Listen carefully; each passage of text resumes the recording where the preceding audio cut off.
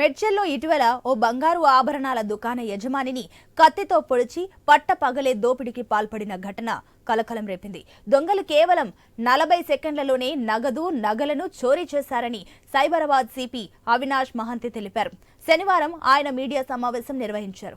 ఈ నెల 20న మెడ్చల్లోని శ్రీ జగదాంబ జ్యువెలరీ దుకాణంలోకి బుర్కా వేసుకుని ఒకరు, హెల్మెట్ ధరించి మరొకరు వచ్చారని తెలిపారు. వారు 40 సెకండ్లలోనే దోపిడీ చేశారన్నారు. 3 సార్లు రెక్కీ నిర్వహించి దోపిడీకి పాల్పడినట్లు చెప్పారు.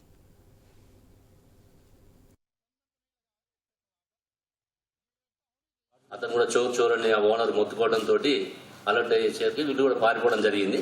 ఇమీడియట్ గా మనకి ఇన్ఫర్మేషన్ రావడంతో వితిన్ 10 to 15 minutes లో మన టీమ్స్ అన్ని కూడా పోలీస్ స్టేషన్ పక్కనే ఉండటము, అక్కడ ఉన్నటువంటి క్రైమ్స్, ఎస్ఓటి అందరూ కూడా ఇమీడియట్ గా టీమ్స్ ఫామ్ చేసుకుని దాదాపు 200 CC cameras entry exit points identify చేయడం. మనం చూస్తున్న ప్రాసెస్ లో బైక్ ఆ పక్కనే దగ్గరలో నియరెస్ట్ ప్లేస్ లో ఒక 1 kilometer దూరంలో దాన్ని పడేసిపోవడం, దాని తర్వాత దాన్ని బైక్ ని చూసినప్పుడు దాని నెంబరు అందరూ ట్రేస్ చేయడం, ఇమీడియట్ గా ఆర్టీఏ యాప్ లో పోయి ఆ ఓనర్స్ పర్టికులర్ చూసుకుంటే అది మన ఓయూ ఉస్మానియా యూనివర్సిటీ పరిధిలో ఉన్నటువంటి అప్సిగూడ ఏరియాలో అది ఒక 4 days బ్యాకే స్టోలెన్ అయింది.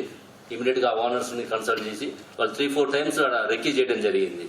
ఇట్లా వాళ్ళు 10 places లో ఐడెంటిఫై చేసుకున్నారు. ఏదో ఒక షాప్ లో చేయాలనే ఉద్దేశంతో మనకు హైదరాబాద్ సైబరాబాద్ కమిషనరేట్ పరిధిలో గోల్డ్ షాప్స్ ని టార్గెట్ గా చేసుకుని వాళ్ళు రెక్కీ చేసుకోవడం జరిగింది. ఇక్కడ వాళ్ళు రెక్కీ చేసిన తర్వాత వాళ్ళకి ఇది సూటబుల్ ప్లేస్ అని చెప్పి